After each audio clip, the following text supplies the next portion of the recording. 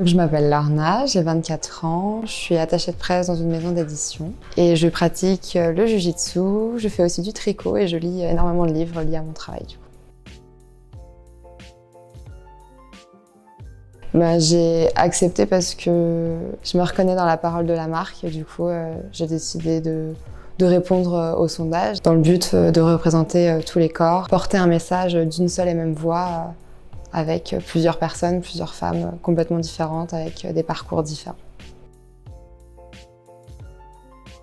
En fait, j'ai commencé à pratiquer le jiu-jitsu il y a 6 ans. J'ai jamais voulu à la base monter sur le tatami parce que pour moi c'était considéré comme un sport de garçon. Donc j'étais plus jeune et je pense qu'il y a aussi beaucoup de tabous qui sont liés à ces sports-là. Une fille, ça doit faire de la danse, etc. Bon. Et finalement, on me l'a un peu vendu comme c'est un sport de combat et puis ça pourrait être bien parce que t'es une fille, puisque Paris, parce que la rue c'est dangereux, donc voilà. Ce qui me plaît en fait aujourd'hui, c'est que je suis entourée d'hommes qui s'en fichent de ces choses-là. Ils ont presque tous l'âge d'être mon père et en fait c'est un peu comme une grande colonie de vacances, comme une grande famille. Je suis comme leur fille en fait et c'est complètement passé outre t'es une fille, t'es un garçon, c'est plus tu fais partie du groupe, plus sur les compétences que sur le sexe. Et ça, c'est bien.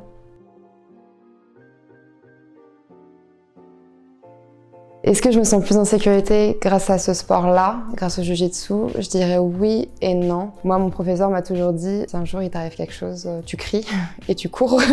Peu importe la ceinture que tu as, ça peut tous nous arriver. Et avant de taper, c'est alerter les gens autour et après courir.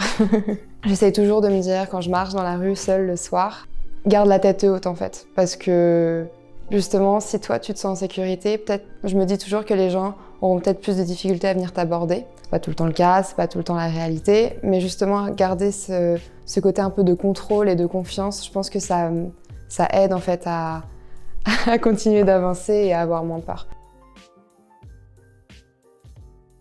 Mes règles, je les vis plutôt bien puisque j'ai un petit cycle, un petit flux, malgré tout. Donc, je pratique le jiu-jitsu, donc c'est un sport qui se fait en kimono, donc blanc.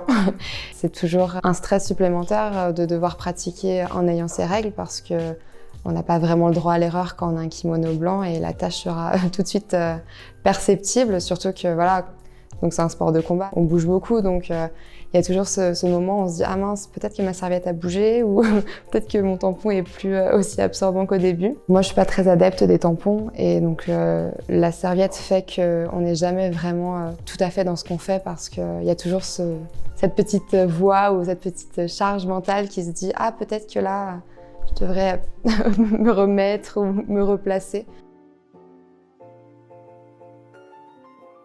C'est vrai que les culottes menstruelles, moi, ça a vraiment révolutionné ma vie de femme. Je pense que si j'avais connu ça au tout début, quand j'ai eu mes règles, quand j'étais jeune, ça aurait été...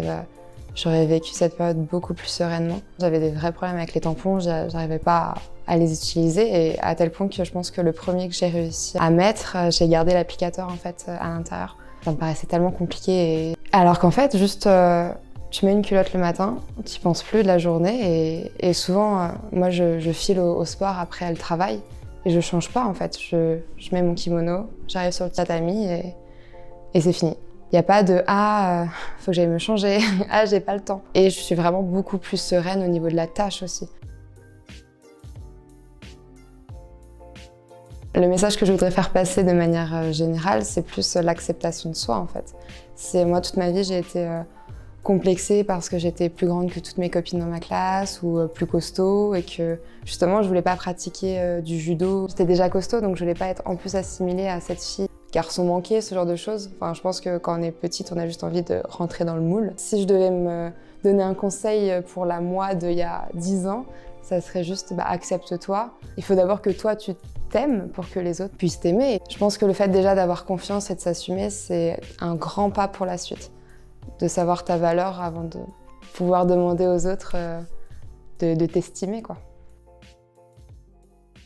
Il y a cette phrase de Xavier Dolan que j'aime beaucoup. Tout est possible à qui rêve, ose, travaille et n'abandonne jamais. Et je pense que quand on est une femme, ça vaut d'autant plus puisqu'on est confronté à plein de choses, plein de problèmes et plein d'idées reçues de la société. Et si on peut rêver d'une chose, en y travaillant, on peut y arriver. Et ça vaut d'autant plus quand on est une femme, ne jamais abandonner et se donner les moyens. Et ça passe aussi par croire en soi, quoi.